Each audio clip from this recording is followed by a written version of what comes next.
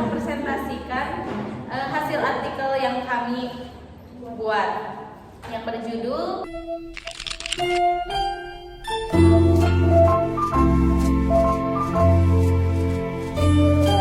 di sini kami mengambil 2 rumusan masalah, yaitu yang pertama, bagaimana implementasi Undang-Undang Cipta Kerja mempengaruhi keterlibatan Indonesia dalam perdagangan internasional, khususnya dalam perjanjian RCEP. Dan yang kedua, bagaimana Undang-Undang Cipta Kerja dirancang untuk mendukung perdagangan Indonesia dalam perdagangan internasional, khususnya melalui perjanjian RCEP. Perjanjian Regional Comprehensive Economic Partnership atau RCEP di mana telah ditandatangani oleh Menteri Ekonomi atau Perdagangan dengan beranggotakan 15 negara pada tanggal 15 November 2020 lalu. Ke-15 negara anggota RCEP tersebut itu ada 10 negara anggota ASEAN, yaitu ada Indonesia, Malaysia, Singapura, Filipina, Thailand, Vietnam, Myanmar, Republik Demokratik Rakyat Laos, Kamboja, dan Brunei Darussalam, serta 5 mitra bicara FTA ASEAN, yaitu ada Republik Rakyat Tiongkok, Korea Selatan, Jepang, Australia, dan Selandia Baru. Sehingga negara yang masuk pada RCEP ini termasuk kepada kategori negara yang berkembang atau kebanyakannya dari negara berkembang. Namun terdapat pula mitra FTA yang masuknya ke kategori negara maju seperti Jepang, Korea, Australia, dan Selandia Baru. Kemudian perlu dipahami juga bahwa perjanjian RCEP ini merupakan perjanjian mega FTA, bukan perjanjian yang dibangun dari tiada menjadi ada, karena RCEP ini dibangun pada fondasi hubungan FTA yang telah dimiliki oleh ASEAN dengan masing-masing mitranya seperti Australia dengan Selandia Baru. Dan faktanya, perdagangan besar yang diusulkan oleh ASEAN untuk meningkatkan perdagangan di antara negara-negara yang anggotanya ditambah dengan mitra perjanjian perdagangan bebas atau disebut dengan FTA.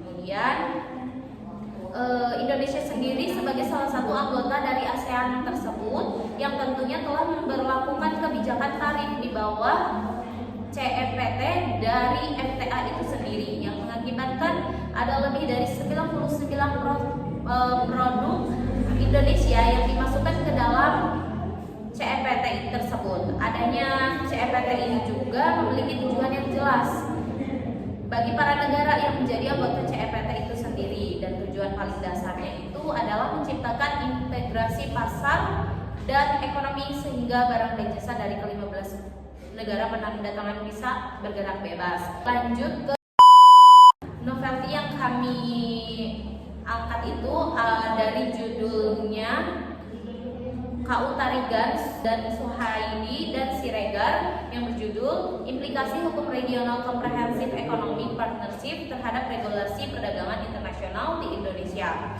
Pada artikel ini lebih menjelaskan RCEP dan implikasi hukum RCEP-nya tentang konsep usaha pemerintahan untuk mewujudkan masyarakat yang sejahtera yang menjadi salah satu tujuan dalam Undang-Undang Nomor 11 Tahun 2020 tentang Cipta Kerja. Dan perbedaannya dengan penelitian yang kami bahas adalah dalam konteks kajian ini, novelty yang dapat diangkat adalah bagaimana implementasi Undang-Undang Cipta Kerja di Indonesia dapat mempengaruhi dinamika politik hukum ekonomi negara, khususnya perjanjian RCEP.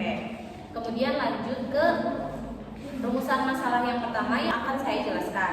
A few moments later. Undang-Undang Cipta Kerja mempengaruhi keterlibatan Indonesia dalam perdagangan internasional, khususnya dalam perjanjian RCEP.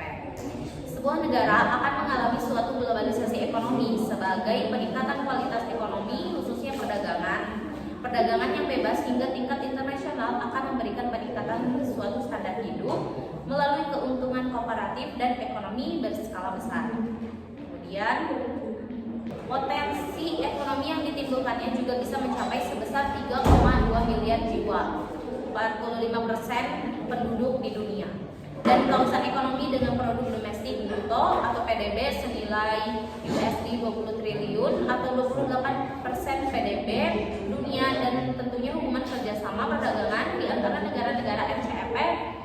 Reformasi regulasi melalui Undang-Undang Cipta Kerja diharapkan dapat meningkatkan daya saing dan investasi investasi di Indonesia dengan memperkuat keterlibatan dalam rantai nilai regional maupun global serta memaksimalkan manfaat dari keikutsertaan dalam RCEP.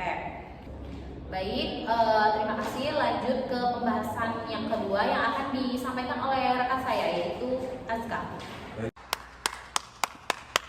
Terima kasih kepada moderator yang sudah mempersilahkan saya untuk menjelaskan rumusan masalah yang kedua.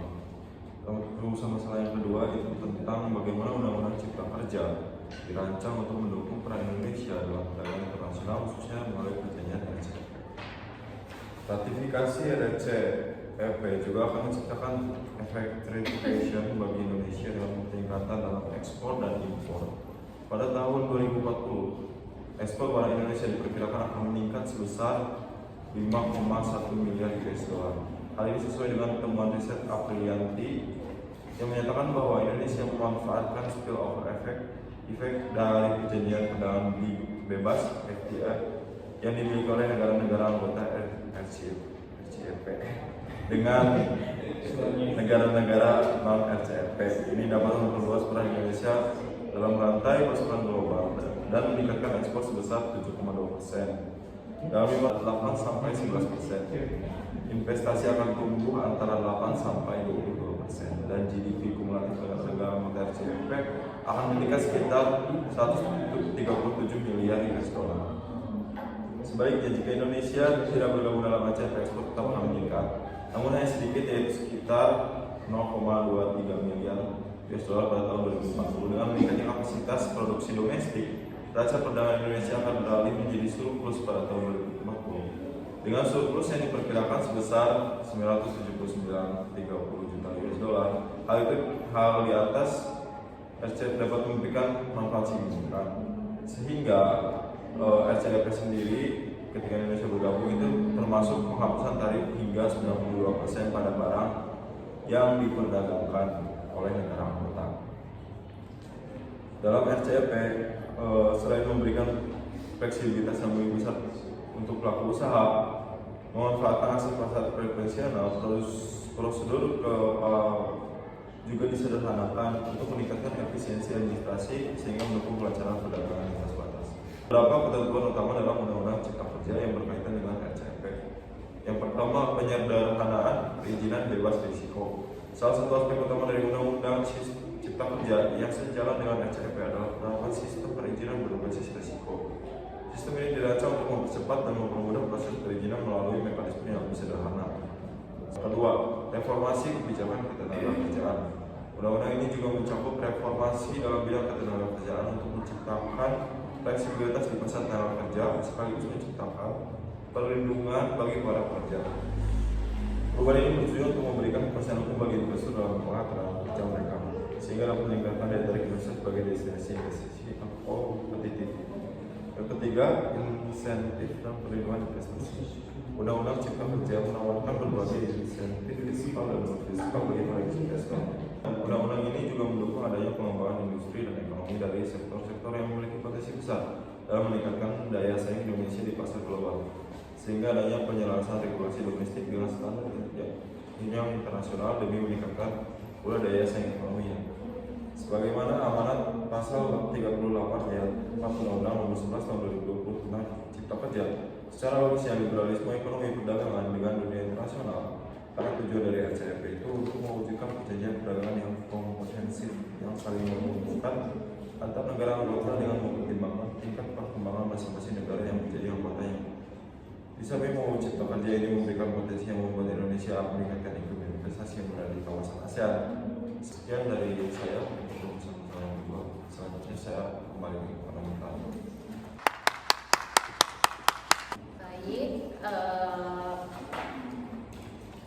sesi selanjutnya adalah pertanyaan. Bagi teman-teman yang mau bertanya, silakan. Cukup 2 pertanyaan ya. Baik, Ratu, silakan. Ada pengaruh positifnya masih dari peningkatan kerjasama perdagangan internasional ini melalui implementasi Undang-Undang Cipta Kerja. Pengaruh positifnya. Baik, lanjut Putri.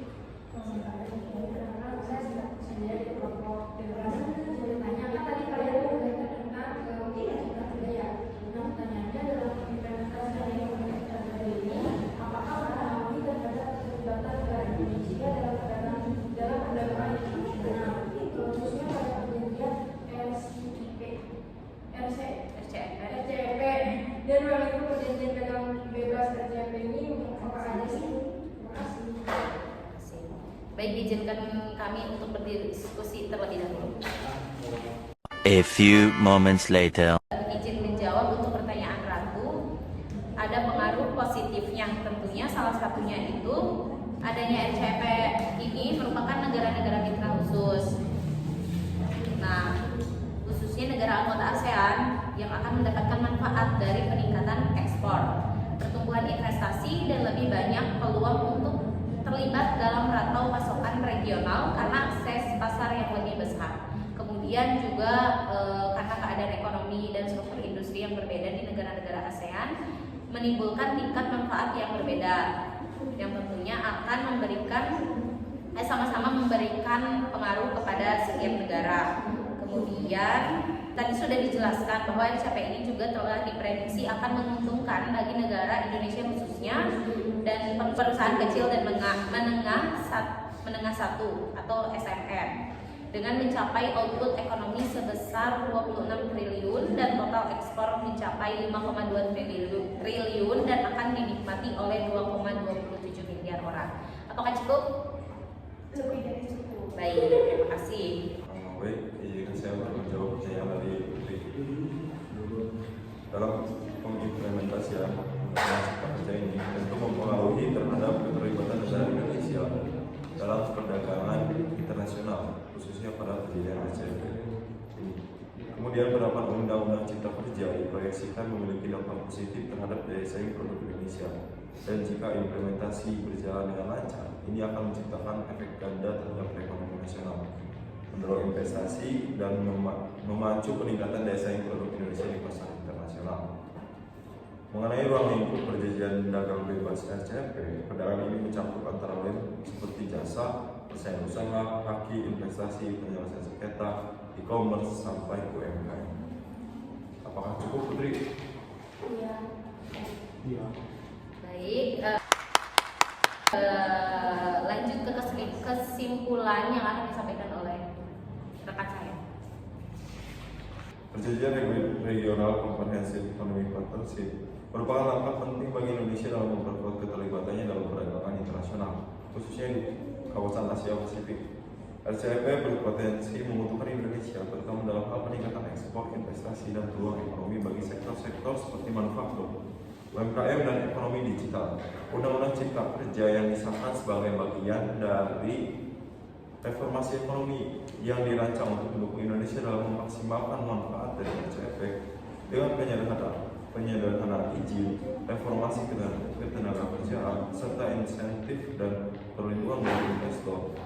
Undang-undang ini diharapkan dapat meningkatkan daya saing Indonesia di pasar internasional dan memperbaiki ekosistem investasi domestik. Keikutsertaan Indonesia dalam RCEP memungkinkan peningkatan kapasitas produksi, perbaikan neraca perdagangan, serta integrasi yang lebih dalam dengan rantai pasokan global. Meskipun demikian, implementasi RCEP memerlukan waktu dan upaya berkelanjutan untuk mencapai manfaat maksimal bagi negara-negara anggota, termasuk Indonesia. Baik, terima kasih.